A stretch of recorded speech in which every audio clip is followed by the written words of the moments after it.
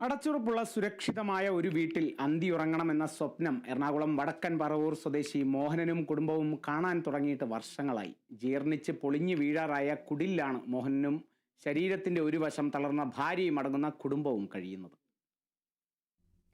വർഷങ്ങളായി പൊളിഞ്ഞു വീഴാറായ ഈ ഷെഡിലാണ് മോഹനനും ഭാര്യയും ജ്യേഷ്ഠ സഹോദരന്റെ ഭാര്യയും അടങ്ങുന്ന കുടുംബം കഴിയുന്നത്. താമസിച്ചിരുന്ന ഓടിട്ട വീട് പൂർണ്ണമായും തകർന്നതിനെ തുടർന്നാണ് ഇവിടേക്ക് താമസം മാറ്റിയത്. ലൈഫ് മിഷൻ പദ്ധതിയിലൂടെ പുതിയ വീടിനായി പണം അനുവദിച്ചു. ആദ്യ ഗഡു ലഭിക്കുകയും ചെയ്തു. എന്നാൽ ഇനിയും പണി തുടങ്ങാൻ കഴിഞ്ഞിട്ടില്ല.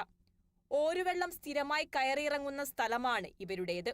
ഇവിടെ വീടിന് തറ നിർമ്മിക്കണമെങ്കിൽ മാത്രം 1 ലക്ഷത്തിലധികം രൂപ ചിലവ് വരും.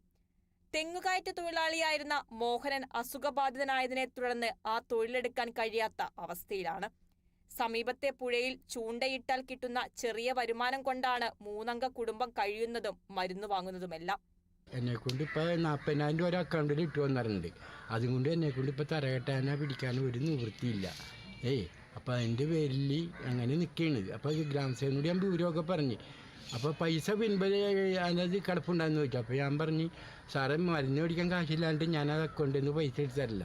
അപ്പോൾ എന്നോട് പറഞ്ഞ് ആ അക്കൗണ്ടിലെ പൈസ പിൻവലിക്കുമെന്ന് പറഞ്ഞു. അപ്പോൾ പറഞ്ഞ് സാറെന്തെങ്കിലും ചെയ്യാല്ല, ഞാൻ എന്ത് ചെയ്യണം, എന്നെക്കൊണ്ട് ഒരു നിവൃത്തിയില്ല തറ കെട്ടാനൊക്കെ. പത്ത് കാതി കുത്തണ കൊള്ളി പോലും ഇല്ല.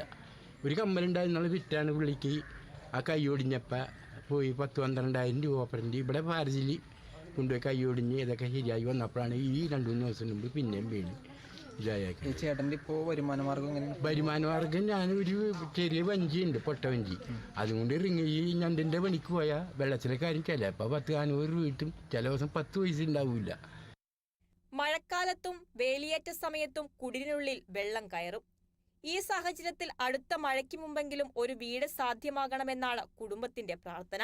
സുമനസ്സുകൾ തറ കെട്ടി നൽകുകയോ പഞ്ചായത്തിൽ നിന്ന് ലഭിക്കുന്ന തുകയും ചേർത്ത് അടച്ചുറപ്പുള്ള ഒരു വീട് പണിത് നൽകുകയോ ചെയ്യണമെന്ന അപേക്ഷയാണ് ഇവർക്കുള്ളത്.